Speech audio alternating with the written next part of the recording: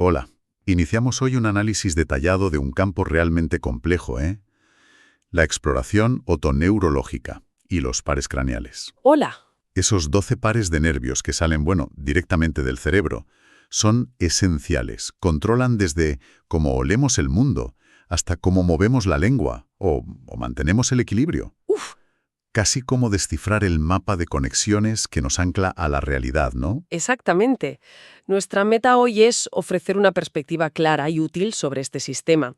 Nos basaremos en la información clave de las fuentes para repasar los pares craneales más relevantes en otoneurología, ver cómo se exploran algunos, centrarnos en el sistema del equilibrio, el octavo par, entender cómo abordar los síntomas vestibulares y, muy importante, aprender a diferenciar entre una parálisis facial periférica y una central. Suena a un recorrido intenso pero necesario. Empecemos, si te parece, por tener una visión general. Perfecto. Hablamos de 12 pares de nervios craneales.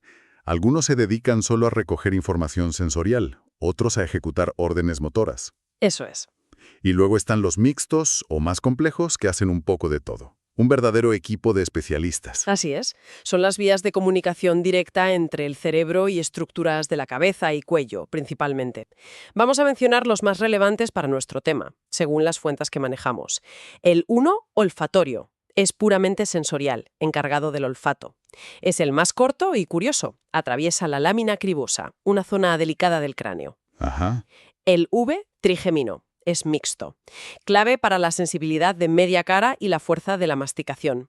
Tiene 3 ramas importantes: oftálmica, V1, maxilar, V2 y mandibular, V3. El de la masticación, sí. Recoge el gusto de gran parte de la lengua y tiene el récord de ser el nervio con el trayecto más largo dentro de un hueso, el temporal. Dentro de un hueso. Qué curioso. Sí, sí. Luego el octavo, cocleovestibular, sensorial, fundamental para la audición y el equilibrio. Hoy le daremos un trato especial. A ese volvemos luego. El 9, glosofaríngeo, complejo también. Se encarga del gusto del tercio posterior de la lengua, la sensibilidad de la faringe y es una pieza clave en el reflejo nauseoso. El nauseoso, importante. El 10, vago, otro nervio complejo y el más largo de todos. Llega a la laringe, faringe, incluso a vísceras del tórax y abdomen. Esencial en el sistema nervioso parasimpático y también participa en el reflejo nauseoso, pero por la parte motora, digamos. El motor, vale. Y el 12º, hipogloso, puramente motor. Mueve la lengua, vital para hablar y tragar correctamente. Entendido. Básicamente conectan sensores, como los de la vista o el oído, y efectores, músculos, glándulas, con el sistema nervioso central.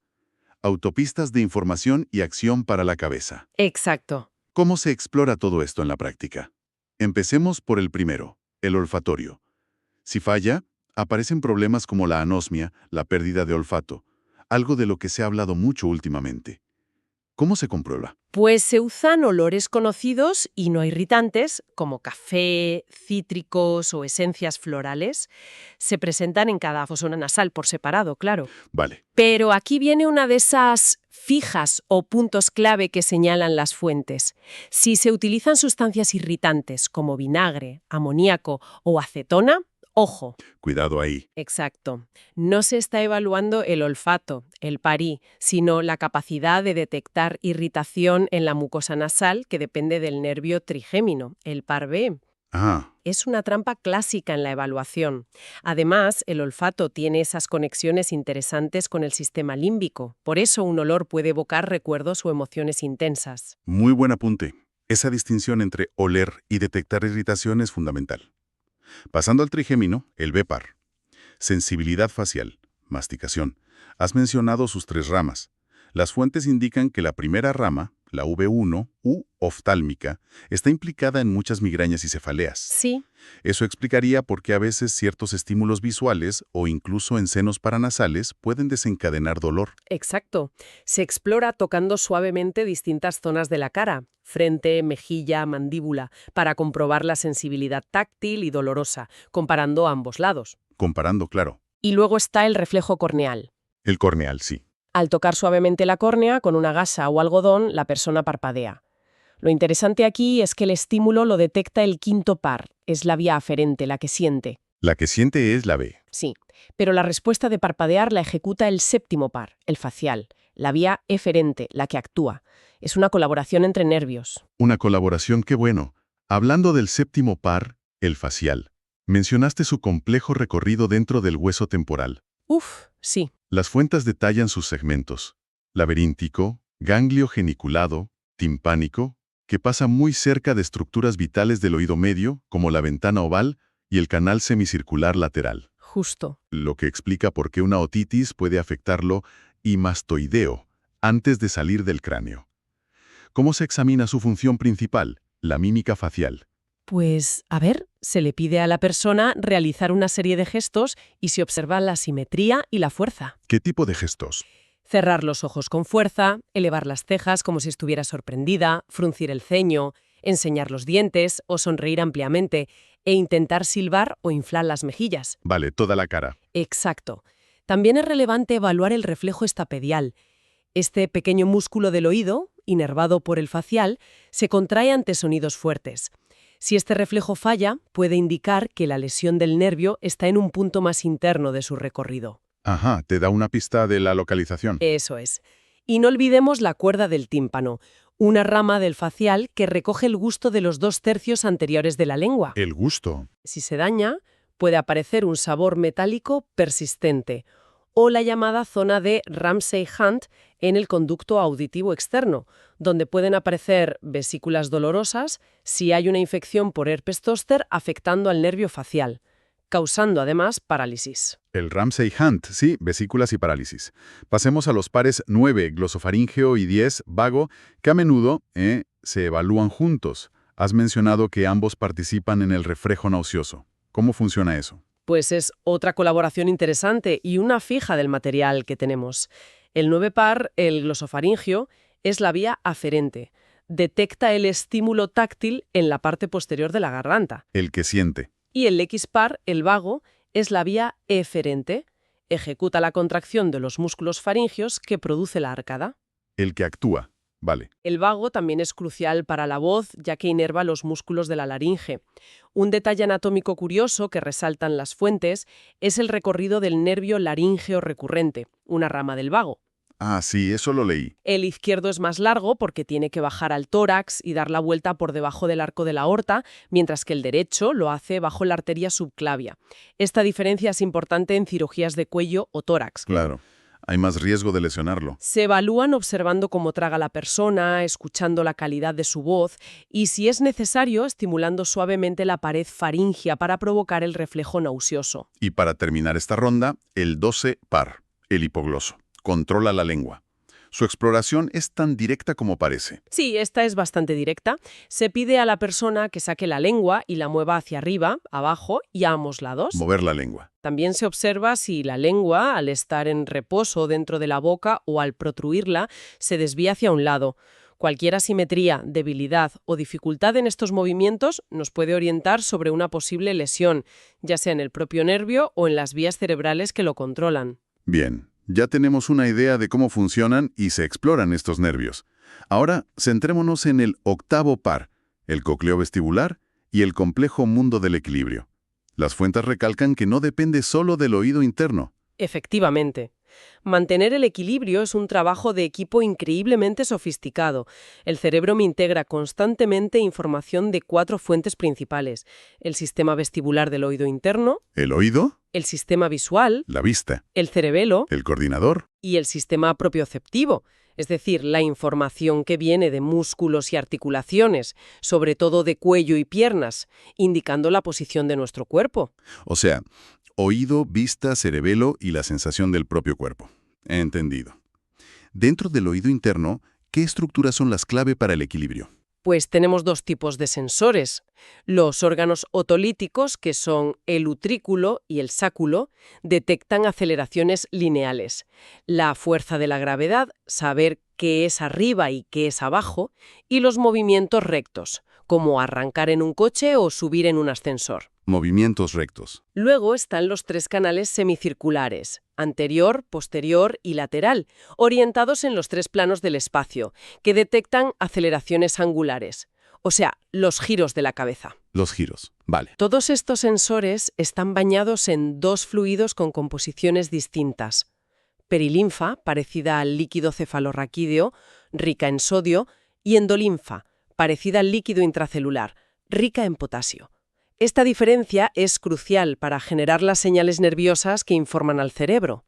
El material subraya que si uno de los sistemas vestibulares falla de repente, una hipofunción unilateral aguda, los síntomas son muy intensos: vértigo, náuseas.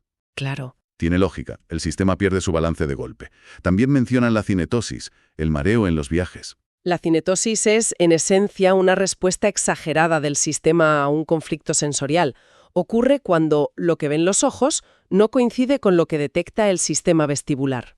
Como en un barco o leyendo en el coche. Exacto. El cerebro interpreta esta discrepancia como una señal de alarma, provocando náuseas y vómitos. Es una hipersensibilidad a las aceleraciones. Otro punto importante que destacan las fuentes es el riesgo en personas con diabetes. ¿Ah, sí? Pueden desarrollar neuropatía periférica que afecte a la propiocepción, especialmente en los pies. Esto hace que reciban información errónea sobre su posición y el terreno que pisan, causando inestabilidad y riesgo de caídas, incluso sin tener un problema directo en el oído interno. Entendido. ¿Y cómo se evalúa clínicamente todo este sistema? Empecemos por los síntomas.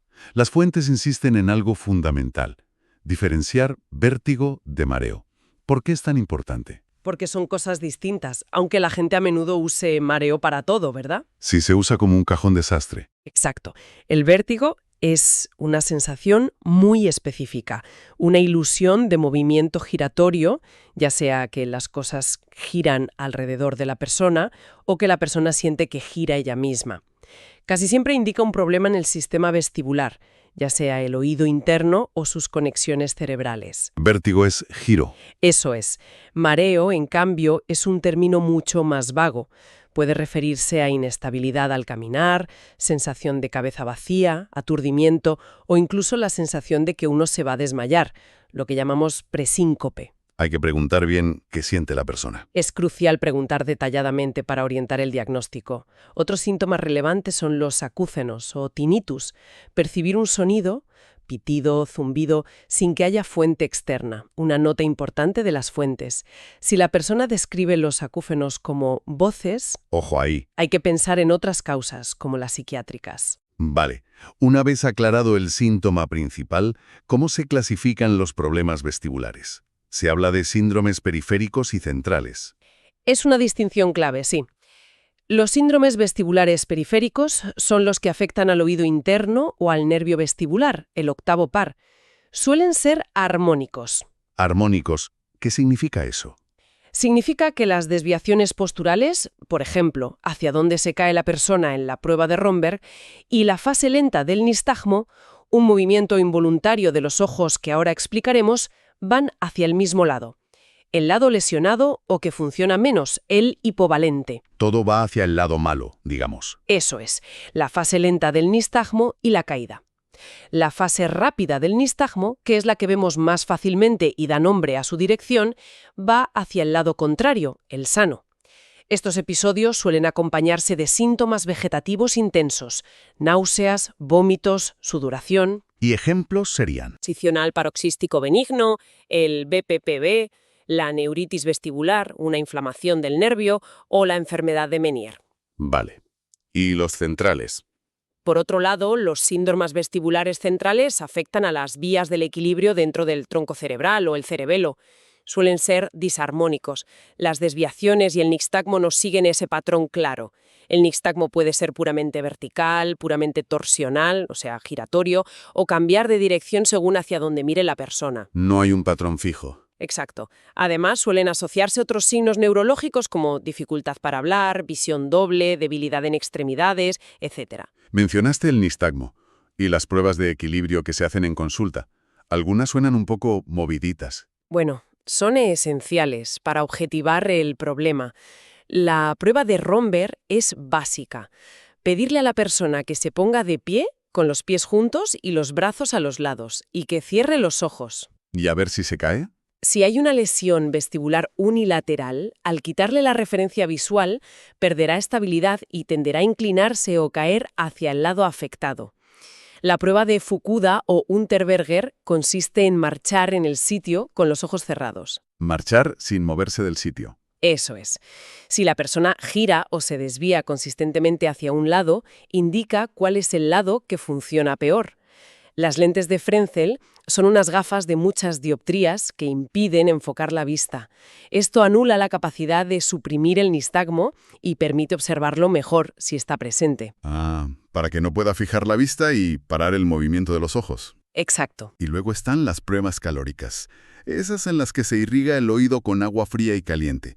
¿Qué buscan exactamente? Exacto. Se irriga el conducto auditivo externo con agua a temperaturas controladas, típicamente 44 grados Celsius y 30 grados Celsius, siempre que el tímpano esté intacto y el conducto limpio, claro.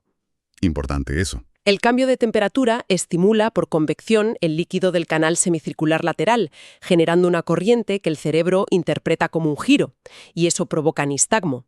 Se mide la intensidad y duración de la respuesta de cada oído a cada temperatura. Y comparas un oído con el otro. Justo. Comparando las respuestas, podemos determinar si un oído funciona significativamente menos que el otro, lo que llamamos hipovalencia o paresia vestibular, o si hay una respuesta asimétrica predominante hacia un lado, preponderancia direccional. Los resultados se pueden visualizar gráficamente en la llamada mariposa de Clausen. Hoy en día se usa la videonistagmografía o VNG, que emplea cámaras infrarrojas para registrar y analizar con precisión estos movimientos oculares. Cambiamos de tercio, aunque relacionado con el séptimo par que ya vimos. Hablemos de la parálisis facial. Las fuentes indican que la causa más común es la parálisis de Bell, que es idiopática, de causa desconocida, y supone hasta el 75% de los casos. Sí, la gran mayoría. Pero hay otras causas a tener en cuenta. Traumatismos craneales, tumores que compriman el nervio o incluso un accidente cerebrovascular, ACV, aunque este último suele dar un patrón diferente, como veremos enseguida. Vale. También es importante conocer los factores que empeoran el pronóstico de recuperación, como la diabetes. Las fuentes citan que por problemas de microcirculación la recuperación completa puede ser solo del 25% en estos casos. ¿Solo un 25%? Sí, la hipertensión arterial mal controlada o el embarazo, sobre todo en el tercer trimestre. Aquí llega la pregunta del millón, una fija de examen según el material. ¿Cómo diferenciar una parálisis facial periférica, como la de Bell, de una central como la causada por un ictus? La clave está en observar la parte superior de la cara, la frente y el párpado. Frente y párpado. En la parálisis periférica, la lesión afecta al nervio facial en sí mismo, o a su núcleo, en el tronco cerebral. Como resultado, se paraliza toda la musculatura de una mitad de la cara. La persona no puede arrugar la frente de ese lado, ni cerrar el ojo completamente, lo que se llama lagoftalmos. Toda la media cara afectada. Exacto. En cambio, en la parálisis central, la lesión está más arriba, en las vías nerviosas que van desde la corteza cerebral hasta el núcleo del nervio facial. Curiosamente, la parte superior de la cara, frente y músculo orbicular del ojo, recibe órdenes de ambos hemisferios cerebrales. Ah, de los dos lados. Por eso, en una parálisis central, esta zona suele estar respetada o muy poco afectada. La debilidad se concentra en la mitad inferior de la cara. La comisura bucal se desvía, la persona no puede enseñar bien los dientes de ese lado, pero sí puede arrugar la frente y cerrar el ojo. Entendido. Periférica afecta todo, central respeta la frente y el ojo. Esa es la clave. Además, la periférica puede acompañarse de dolor de oído, alteraciones del gusto o hipersensibilidad al sonido, mientras que la central suele ir junto a otros déficits neurológicos como debilidad de brazo o pierna, problemas de lenguaje. Esa diferencia es crucial. Una vez diagnosticada una parálisis periférica, ¿cómo se afina más si seguía el tratamiento? Pues se pueden hacer pruebas para intentar localizar el nivel de la lesión a lo largo del nervio. El test de Schirmer mide la producción de lárgimas. Si está muy disminuida, sugiere una lesión alta cerca del ganglio geniculado. El de las lágrimas. El reflejo estapedial, si está ausente, indica que la lesión está por encima de la salida de la rama para ese músculo. Pero quizás lo más útil para el pronóstico es la electrofisiología, la electroneurografía y la electromiografía. Las pruebas eléctricas. Eso es. Estas pruebas ayudan a determinar la severidad del daño al nervio. Distinguen básicamente 3 grados. Neuropraxia, que es como un aturdimiento temporal del nervio sin daño estructural, el mejor pronóstico. La leve. Axonotmesis, donde se dañan los cables, los axones, pero la funda del nervio está intacta, permitiendo la regeneración, aunque puede ser lenta e incompleta. La media. Y neurotmesis, que es la sección completa del nervio, el peor pronóstico, a menudo requiere cirugía. La grave. La severidad clínica se suele graduar con la escala de Haus-Brackmann, de I normal a 6 parálisis total. ¿Y el tratamiento? Las fuentes insisten mucho en el cuidado del ojo en la parálisis periférica. Es absolutamente fundamental. Como el ojo no cierra bien, la córnea está expuesta y puede secarse, ulcerarse e infectarse con riesgo de pérdida de visión. Hay que proteger ese ojo. Vial. Usar lágrimas artificiales muy frecuentemente durante el día, aplicar una pomada lubricante y tapar el ojo por la noche, con un parche o esparadrapo hipoalergénico.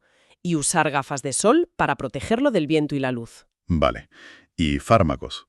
El tratamiento estándar para la parálisis de Bell es iniciar corticoides como la prednisona lo antes posible para reducir la inflamación del nervio. Si se sospecha un síndrome de Ramsay-Hunt por herpes zóster, si hay vesículas, se añade un antiviral como el aciclovir. Corticoides y, si hay herpes, antiviral. ¿Y las expectativas de recuperación? En general, son buenas, como indicar las fuentes. Alrededor del 70-85% de los pacientes con parálisis de Bell recuperan la función de forma espontánea, total o casi totalmente, en un plazo de hasta 6 meses. La mayoría recupera bien. Sí, las parálisis que desde el inicio son incompletas, grado 2-3 de Haus-Brackmann, tienen un pronóstico excelente, casi siempre recuperan sin secuelas. Las que son completas desde el principio, grado 5-6, tienen peor pronóstico y más riesgo de dejar secuelas, como las syncinesias. Syncinesias. Son movimientos involuntarios asociados. Por ejemplo, que se cierre el ojo al intentar sonreír. Ocurre por una regeneración cruzada de las fibras nerviosas. Entendido. Hagamos una ronda rápida final para fijar esas perlas o fijas clave que hemos ido comentando. Reflejo nauseoso. ¿Quién siente y quién actúa? Siente el 9, glosofaríngeo, actúa el 10, vago. Síndrome de Ramsay-Hunt. La combinación clave. Parálisis facial periférica más vesículas en el conducto auditivo o pabellón auricular por herpes zóster. Reflejo corneal. ¿Quién siente y quién actúa? Siente el 5, trigémino, actúa el 7, facial. Algo fundamental sobre el nervio vago X-par. La fonación, mover las cuerdas vocales. Y recordar el recorrido más largo del nervio laríngeo recurrente izquierdo alrededor de la aorta. Y el nistagmo típico del vértigo periférico. Generalmente unidireccional, la fase rápida bate hacia el lado sano, combinado horizontal rotatorio, se inhibe al fijar la mirada y se asocia a vértigo intenso y síntomas vegetativos. Ha sido un recorrido denso pero clarificador por esta red de nervios craneales, el sistema del equilibrio y cuadros como la parálisis facial. Espero que esta exploración a fondo haya sido útil. Sin duda, es un área fundamental de la neurología y la autoneurología. Y como reflexión final, basada en lo que hemos discutido sobre la capacidad de compensación del sistema nervioso. A ver. Si el cerebro puede adaptarse también a una pérdida brusca de función vestibular en un lado, ¿hasta qué punto no estará continuamente realizando microajustes ante cambios vestibulares o propioceptivos mucho más sutiles de nuestro día a día? Cambios de los que no somos conscientes, pero que van moldeando silenciosamente nuestra percepción del espacio y de nosotros mismos en él. Una pregunta intrigante para seguir reflexionando, sí señor. Hasta la próxima. Hasta la próxima.